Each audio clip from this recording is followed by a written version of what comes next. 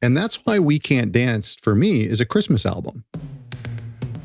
Okay, is it just me, or do you listen to music seasonally? Like, if you bought an album in the summer and that was the first time you ever heard it, does that become a summer album to you? Like, do you really only enjoy that record or mostly enjoy that record in the summer? That's me for some reason. I don't know why. For some reason, like, I associate certain albums with certain times in my life, and listening to those records brings me back to those times. And that's why We Can't Dance, for me, is a Christmas album. Isn't that weird? In fact, I actually put this on over the holidays all the time. It's a Christmas album for me because I got it for Christmas in 1991 when I was just a little boy. I got it with a Walkman on cassette. I'll be honest, as a Phil Collins fan, I pretty much just listened to No Son of Mine and Jesus He Knows Me, and then would flip it over, listen to, or fast forward to I Can't Dance, and then repeat that. I don't think I really listened to the whole record until about 20 years later. This is a Christmas record for me, which is super weird. I'm sure for a lot of you, that's weird. I know for my family at Christmas time, I always put this on over the holidays, and everyone's like, put on Michael Bublé, please.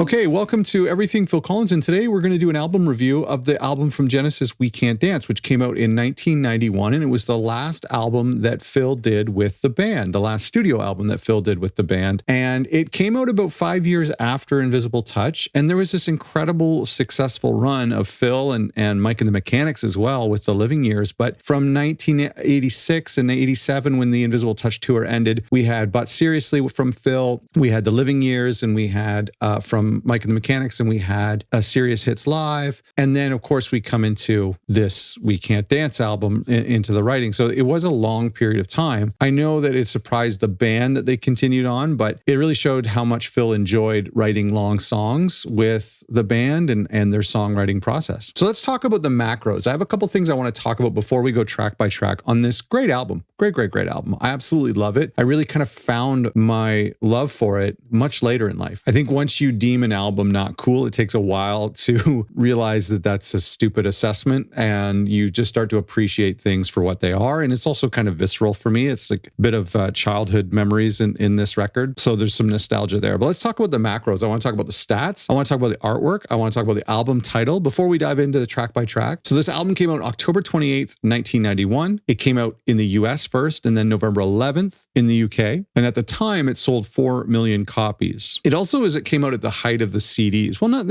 sorry. Not the height of the CDs. It came out at the CD era. And that's why I remember when I picked up my first copy on CD, because I got it on tape when I was a kid, but when I was a teenager, I picked up a copy on CD at a used CD store, in the pawn shops whenever CDs were rampant. And you could easily find both sides or We Can't Dance. Harder to find older Genesis records, but there was millions of copies of We Can't Dance in the bins. The artwork is really gorgeous. I mean, I'm not sure that the purple writing over top really makes a lot of sense, but the artwork is really cool. Now, we find out the artwork is done by, give me a sec, Felicity Roma Bowers. And apparently this watercolor painting, I believe, was done for a children's book of poetry. And then it was used, and I think she was responsible for some of the other illustrations that are in there throughout the inside. And then, of course, the one on the back. And I think there's ones used on the singles as well that are different. The artwork is really nice. Now,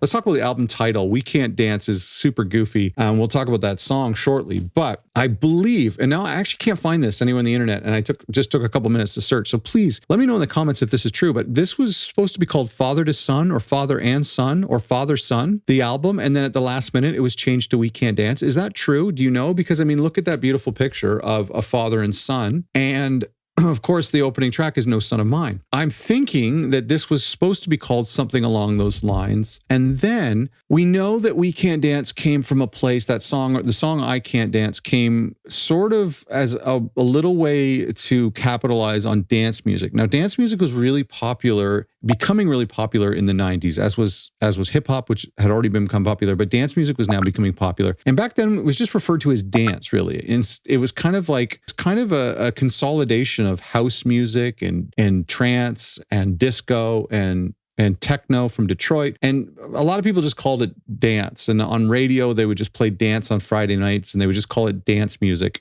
Today, now we've separated the terms a little bit more, but back then it was just kind of referred to as dance. I think We Can't Dance, I think I've heard that the song I Can't Dance and the title We Can't Dance just kind of came from that popularity of that genre that was happening and kind of maybe capitalizing on that. Remember, these guys are getting old and they're kind of exiting their prime. We know that Invisible Touch was their prime, and so this wasn't quite as big as Invisible Touch. And so they're really trying to still appeal to the MTV crowd. And they did it with I Can't Dance. They kind of made fun of themselves and they made fun of the kind of the macho models, and they kind of clung on to the dance term a little bit and saying, hey, listen, we're a prog band. We can't do that dance stuff that's really popular. I think that was the intent. Correct me if I'm wrong, but I think that played a little bit. It's kind of self-deprecation in this album, understanding that they're getting a little bit older and not necessarily the young hip band that they were per se in the maybe the Duke era. The length of the album too, it could have even been longer. They toyed with the idea of doing a double album, but because of the CD era, and the CD era was now allowing for 74 minutes, and when they pressed the vinyl, they did a double disc, which would have been the first time they did that since The Lamb, and there weren't that many copies of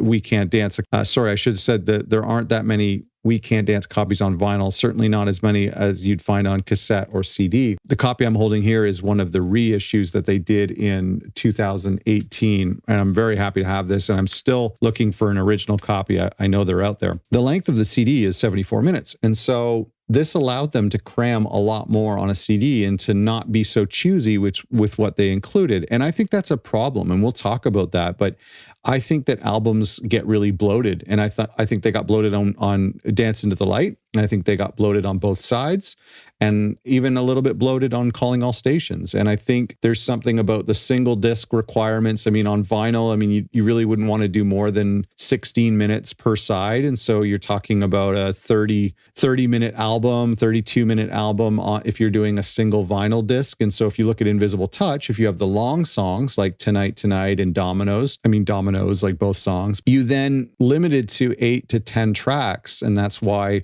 albums like Self-Titled and Selling England by the Pound and Invisible Touch don't have that many songs on them. And so now that we're going to CD and that we're going to go ahead and tape could be almost as long as you want, and they weren't pressing many vinyls, so they did double vinyl, they can now make it a much longer album. And so I do think the album suffers from that. I think that they could have killed their darlings a little bit more. Rolling Stone gave it 3 stars. Entertainment Weekly gave it a C. Critics weren't too friendly with them at this point, which is normal because Phil had exploded, Genesis had gotten big. And so really and this happens with a lot of huge bands today still. Really, there's nowhere to go but down for them. And so critics will criticize them as they do. It's interesting the use of drum machines on the writing process, not necessarily the recording process, although they are on here for sure. But the writing process is where Tony would come up with some samples and some sounds on the keys, and Mike would noodle on the guitar with what Tony was doing and on the bass, and sometimes both at the same time. And then for Phil to come up with some melody and some lyrics and basically structure for the song, he would need to have a rhythm happening in the background just to kind of give it a vibe.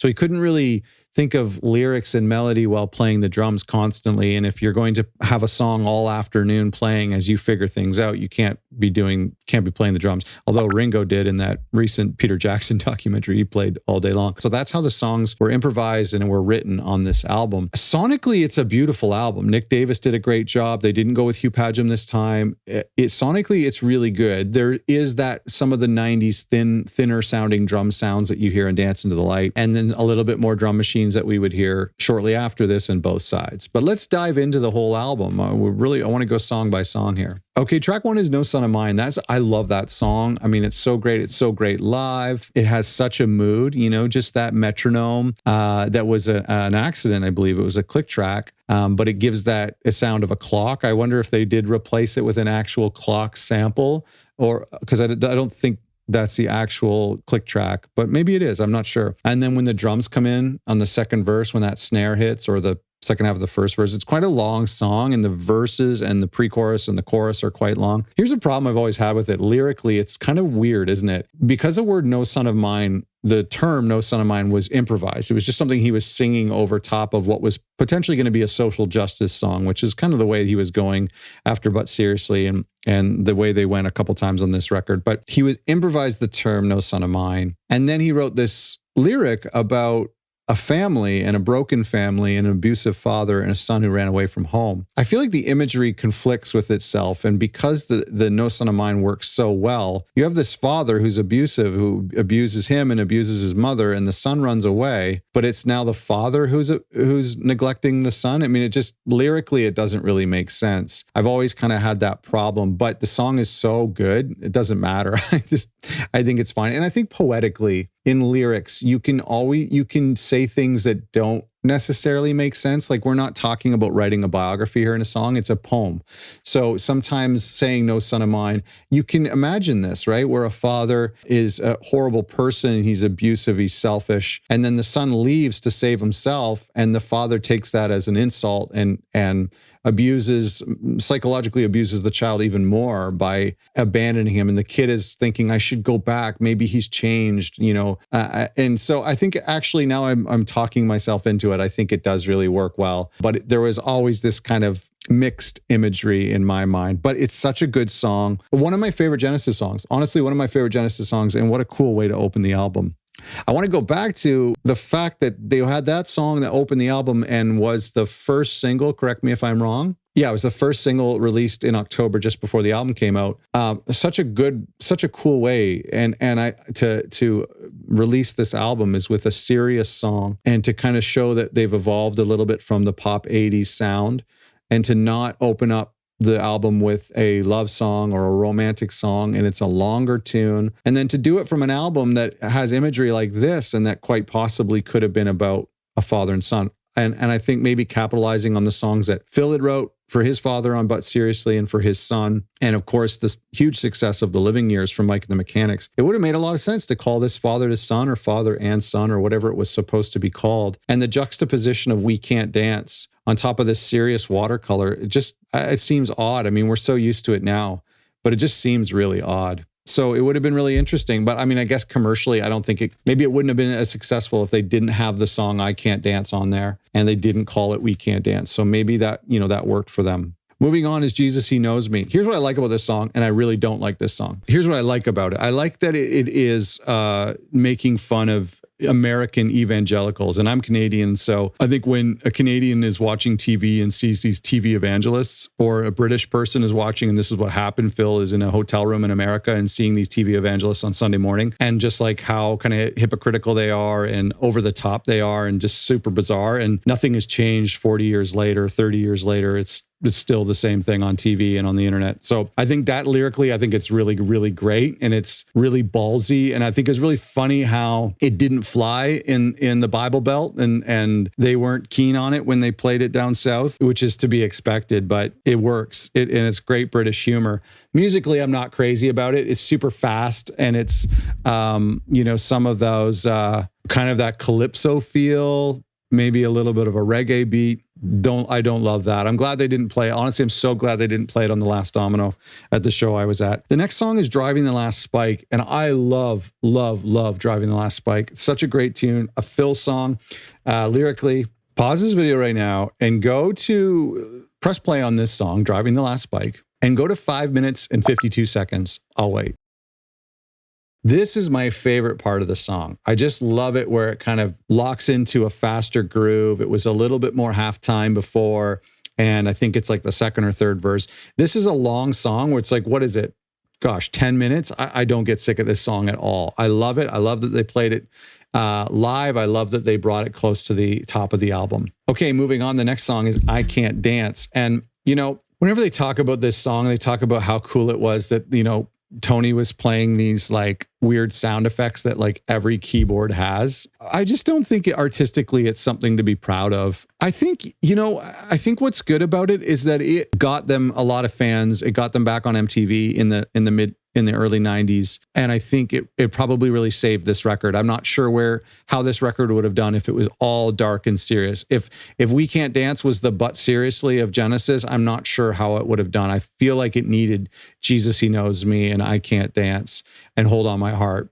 I think if it was all kind of dark and serious and ominous tunes, I don't think commercially it would have done very well or gotten on MTV. So for that reason, I appreciate I Can't Dance. I also really don't like I Can't Dance, but I never skip it. I have no problem with it, and I sing it a lot. Sonically, it sounds beautiful. I blast it all the time. It's weird. It's like I like the song, but I don't like it. Do you know what I mean? And I guess there's something to be said about the minimalism of this song, that it's these sound effects and then like an organ and then the drum machine and then just the big hits on the electric, how minimal it is and how it's like just kind of a weird song, but it still works as a song. I mean, what can I say about that song that hasn't already been said? The next song is Never a Time, which I differ than a lot of people, and because the deep tracks on this album are my favorite songs. I differ from a lot of people, and I think that Never a Time is a beautiful song. And I believe Never a Time was either Never a Time or Tell Me Why, I think was meant to be the first single. I mean, I think when they were writing it, I thought this could be a single just because it's like, it was Never a Time was kind of like throwing it all away. They just thought, it's just a chill mid-tempo tune, could be a cool song. And it's certainly a Phil Collins song. I think Never a Time and Tell Me Why would fit on Dance Into the Light. It ended up being the 5th single for this album. So it didn't turn out as poppy as I guess they thought it would be, or maybe the record label didn't think it should be an early single, and it ended up becoming a 5th single. But I really like Never a Time. Really, really like it. And I know a lot of people would cut it from the album, but I think it's beautiful. And I think that's because I'm a Phil Collins fan, and I think it's a very Phil Collins-y song. Dreaming While You Sleep, I read that that's about a guy who fell asleep at the wheel and he killed someone or something like that. I think it's good. I like it. I don't think they should have played it live. I think live it slowed down the show. And I'll talk about another song that we all think that they should have played live instead. They played it on the 92 tour and Dreaming While You Sleep. I just think when I see it live, I'm not crazy about it. But anyway, I don't mind it on the record. I really don't mind it. I think it's great. And there's these things, I think one of the things I love about We Can Dance is that, you have these drum machines. They sound really crisp, really beautiful. Lots of electric guitar on this record. Lots of electric guitar, classic electric guitar, which was Nick Davis influence and which was also a 90s influence, I think. But the thing I love about this record and I love about Dreaming While You Sleep is it's just a 7-minute song that I just really enjoy. I don't ever think to skip it. It's not a standout track. It's not something that you sing along to. It doesn't give you goosebumps, but it's just a really enjoyable track. And if this is the deepest song on the record, if this is a deep track, a deep cut, I think it just shows how strong the record is overall. Moving on to Tell Me Why. I know a lot of people would cut this one, but please do not cut it. It was the 6th single from this record. And again, it's got that those mid-tempo songs from, it's got that feel of the mid-tempo tracks from Dance Into the Light or from Tarzan. To me, it's a very Phil Collins song.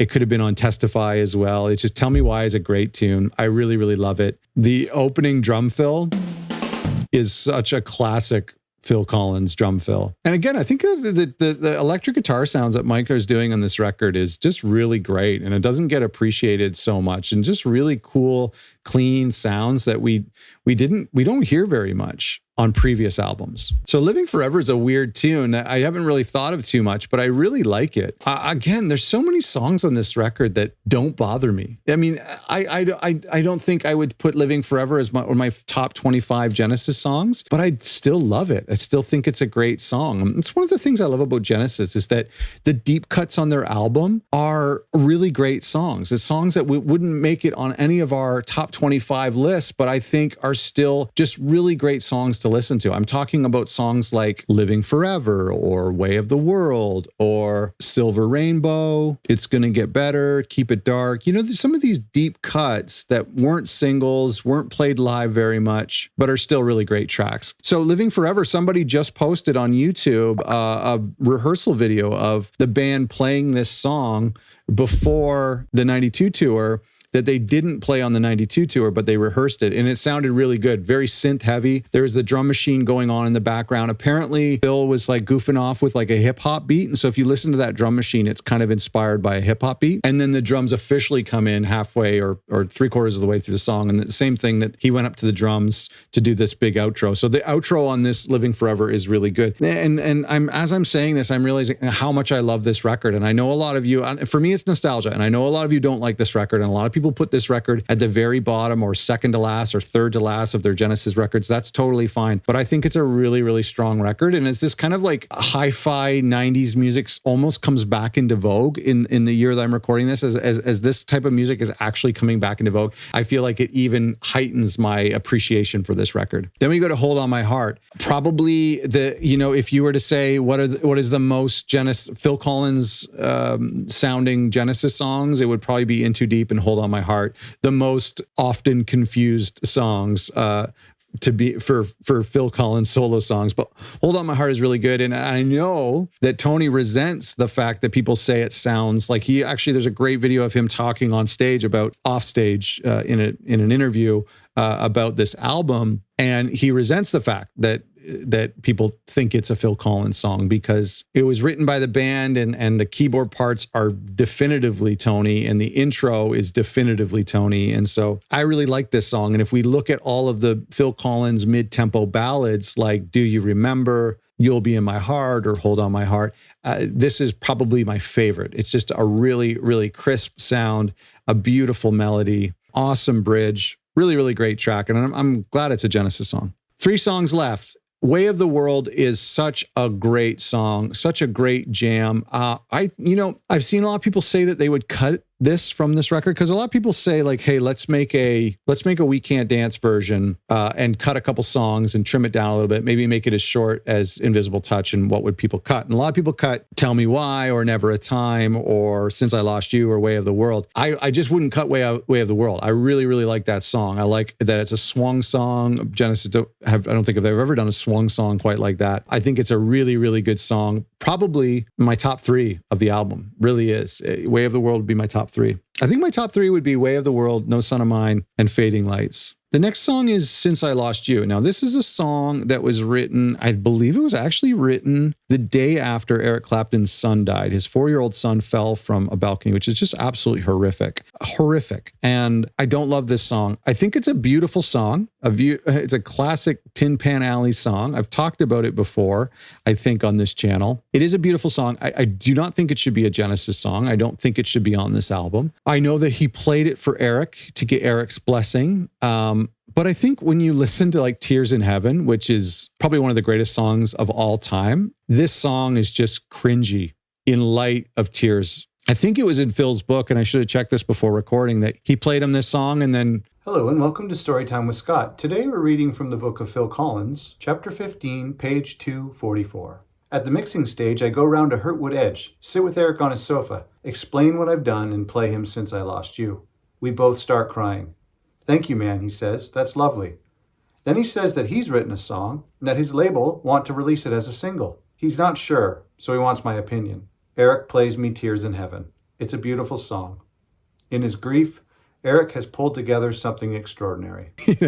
So anyway, I'm not sure if that's true, but I think like this song doesn't do the death justice. And maybe it did in the early 90s, but to me, it's super cheesy. And I feel like in that kind of like, what is it? Is it 6/8 time or 3/4? It's just, to me, it's kind of gimmicky and goofy. And I feel like when one of your friends, I think it was just obviously an emotional reaction, but I think including it on the record, I don't know. I just don't think, when I think of how tragic that death was, and then I listen to this song, it just, to me, I feel uncomfortable. I really feel uncomfortable listening to the song. Again, it's a great song in outside of that context.